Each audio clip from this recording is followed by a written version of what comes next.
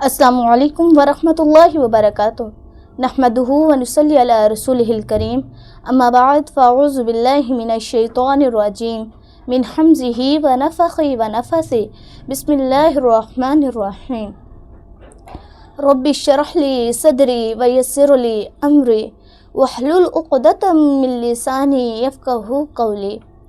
آج ہم اللہ رب العزت کی خاص رحمت و توفیق کے ساتھ سورۃ البقرہ کی آیت نمبر 21 کی تفسیر بیان کریں گے۔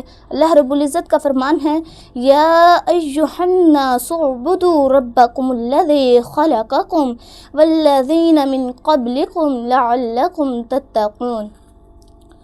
یہ آیت قرآن مجید کی سب سے پہلی آیت ہے کہ جو تمام انسانوں کو براہ راست مخاطب کرتی ہے۔ یا ایھا الناس، اللہ تعالیٰ کا سب سے پہلے انسانوں کو بلا امتیاز پکار رہے ہیں، خواہ وہ مسلم ہو یا نان مسلم، سب کو دعوت دی جا رہی ہے کہ وہ اپنے خالق کو پہچانیں۔ اعبدوا ربکم، عبادت کا حکم دیا گیا۔ یا ایھا الناس کہنے کے بعد فوراً عبادت کا، کہ عبادت صرف نماز، روزہ یا حج تک محدود نہیں ہے، بلکہ زندگی کے ہر عمل میں اللہ کی رضا کو مقدم رکھنا عبادت ہے۔ الذی خلقکم والذین من قبلکم، اللہ تعالیٰ نے انسانوں کے ان کے وجود میں آنے سے پہلے سب کچھ عطا کیا۔ یہ ایک دلیل ہے کہ اللہ کے معبود ہونے کے لائق ہے، نہ کہ کوئی اور۔ لعلکم تتقون، لعلکم عربی گرامر کی روح سے حرف ترجیح میں سے ہے جو امید یا مقصد کے لیے آتا ہے۔ لعلکم ادھر اس لیے ذکر کیا کہ تمہاری عبادات کا کچھ مقصد ہے، اور وہ مقصد کیا ہے؟ تتقون، تاکہ تم پرہیزگار بن جاؤ۔ ہماری عبادات تبھی قبول ہوں گی جب دل میں تقویٰ ہوگا۔ سب سے پہلے کوشچن یہ ہے کہ تقویٰ کیا ہے؟ تقویٰ کو سمجھیے۔ حضرت عمر بن خطاب رضی اللہ تعالیٰ عنہ نے حضرت کعب احبار سے پوچھا کہ تقویٰ کیا ہے؟ انہوں نے جواب دیا کہ آپ کبھی کانٹوں والی زمین سے گزرے ہیں؟ تو حضرت عمر رضی اللہ تعالیٰ عنہ نے کہا کہ نعم، جی ہاں۔ کعب احبار رضی اللہ تعالیٰ عنہ نے کہا، پھر آپ نے کیا کیا؟ حضرت عمر رضی اللہ تعالیٰ عنہ نے جواب دیا، میں نے کپڑے سمیٹے اور احتیاط سے چلا۔ کعب رضی اللہ تعالیٰ عنہ نے کہا کہ یہی تو تقویٰ ہے۔ لغوی لحاظ سے تقویٰ کو سمجھیں کہ عربی زبان کے لحاظ سے جو تقویٰ ہے وہ وقایا سے نکلا ہے، جس کا مطلب ہے بچنا یا محفوظ رکھنا۔ تقویٰ کی اصطلاحی تعریف، تقویٰ سے مراد اللہ تعالیٰ کا ڈر دل میں رکھتے ہوئے اس کے احکام پر عمل کرنا اور اس کی نافرمانی سے بچنا۔ حضرت علی رضی اللہ تعالیٰ عنہ سے تقویٰ کے بارے میں پوچھا گیا تو آپ رضی اللہ تعالیٰ عنہ نے کہا، التقویٰ ہی الخوف من الجلیل والعمل بالتنزیل والقناعۃ بالقلیل والاستعداد لیوم الرحیل۔ تقویٰ یہ ہے کہ جلیل یعنی اللہ رب العزت سے ڈرنا، قرآن پر عمل کرنا، تھوڑے پر قناعت کرنا اور موت کے بعد کے سفر کی تیاری کرنا۔ تقویٰ کن چیزوں میں تعلق رکھتا ہے؟ تقویٰ کا 4 چیزوں سے تعلق ہے۔ نمبر 1 دل سے، نمبر 2 زبان سے، نمبر 3 اعمال سے، نمبر 4 معاشرت سے۔ تقویٰ کے درجات ہوتے ہیں، اور یہ اس تقویٰ کے یہاں پہ 3 درجات ہیں۔ عام درجہ جو تقویٰ کا ہے وہ ہے عام، اس میں گناہوں سے بچنا، فرض عبادات کی پابندی آ جاتی ہے۔ دوسرا درجہ خاص ہے، اس میں دل کو بھی ناپاک خیالات، ریا، تکبر سے بچانا، نفل عبادات، زہد، اخلاص وغیرہ آ جاتا ہے۔ تیسرا درجہ اکمل تقویٰ ہے۔ حدیث نبوی صلی اللہ علیہ وسلم میں ہے کہ آپ صلی اللہ علیہ وسلم نے فرمایا، ان تعبد اللہ کأنک تراہ، عبادت تم ایسے کرو جیسے تم اللہ رب العزت کو دیکھ رہے ہو۔ اگر اس درجے تک نہ پہنچو تو پھر خیال دل میں یہ کرو کہ اللہ مجھے دیکھ رہا ہے۔ اس کے بعد ہے اعلیٰ درجے کا احسان کرنا، یہ اکمل تقویٰ میں داخل ہے۔ قرآن میں تقویٰ کی اہمیت بہت زیادہ بیان ہوئی ہے۔ ہدایت کا معیار، قرآن میں ہدایت جو کا معیار ہے وہ یہ ہے کہ ذالک الکتاب لا ریب فیہ ھدی للمتقین، کہ قرآن صرف متقین کے لیے ہدایت ہے۔ اللہ کی محبت کا معیار کون لوگ ہیں؟ ان اللہ یحب المتقین، اللہ پرہیزگاروں سے محبت کرتا ہے، دنیا اور آخرت میں کامیابی۔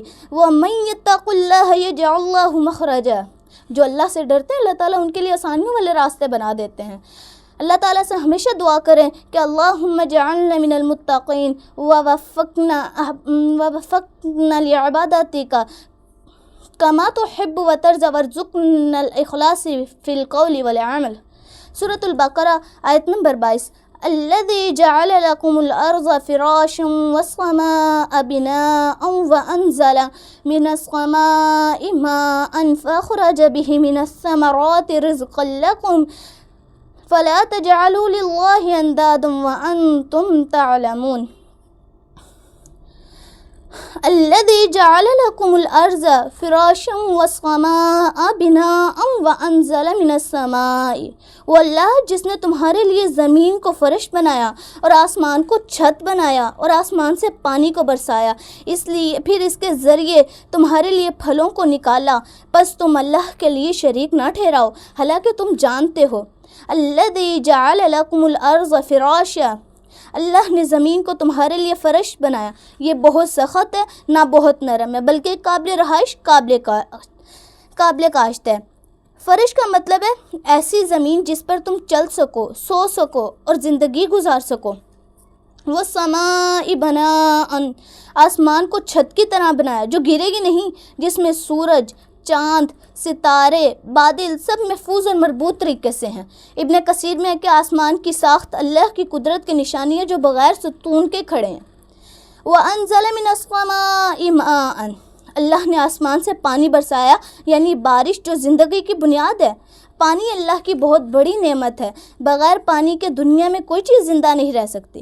فَأَخْرَجَ بِهِ مِنَ الثَّمَرَاتِ رِزْقًا لَكُمْ، اس پانی سے پھل، سبزیاں، اناج وغیرہ پیدا کیے جو تمہارے لیے رزق ہیں۔ فَلَا تَجْعَلُوا لِلَّهِ أَندَادًا، انداد کا مطلب شریک، برابر کے ہیں، یعنی کہ اللہ کے علاوہ کسی اور کو عبادت، محبت، دعا، خوف، امید کا مرکز مت بناؤ۔ مشرک سب سے بڑا ظلم، شرک کرنا سب سے بڑا ظلم ہے، کیونکہ اللہ کی نعمتیں لینے کے باوجود انسان غیر اللہ کو پکارے، یہ عظیم گمراہی ہے۔ وَأَنْتُمْ تَعْلَمُونَ، تم جانتے ہو کہ اللہ کے سوا کوئی نہیں جو زمین و آسمان بنائے، بارش برسائے، رزق دے، پھر بھی اگر تم شرک کرو تو یہ جان بوجھ کر گمراہی ہے۔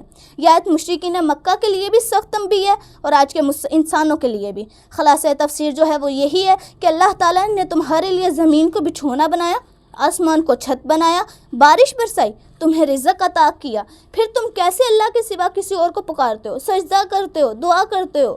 اس آیت میں جو ہمارے لیے عملی سبق ہے وہ یہ ہے کہ پہلا توحید کی بنیاد ربوبیت سے الوہیت کی طرف بڑھانا ہے، دوسرا جو تمہیں رزق دے اس کی عبادت کرو، تیسرا اللہ کی نعمتوں پر غور کرو اور صرف اسی کو پکارو، چوتھا ہر قسم کا شرک ظاہر ہو یا چھپا ہو اس سے بچو۔ اللہم اجعلنا من المتقین وزین قلوبنا بخوفی ووفقنا لطاعتک وباعد بیننا وبین معاصیک کما باعدت بین المشرق والمغرب۔ اگر ویڈیو پسند آئے تو اس کو لائک اور شیئر ضرور کیجیے گا، آپ کا ایک شیئر دوسروں کی زندگی کو بدل سکتا ہے، اور اپنے کمنٹس میں رائے کا ضرور اظہار کیجیے گا۔ سبحانک اللہم وبحمدک اشہد ان لا الہ الا انت استغفرک واتوب الیک۔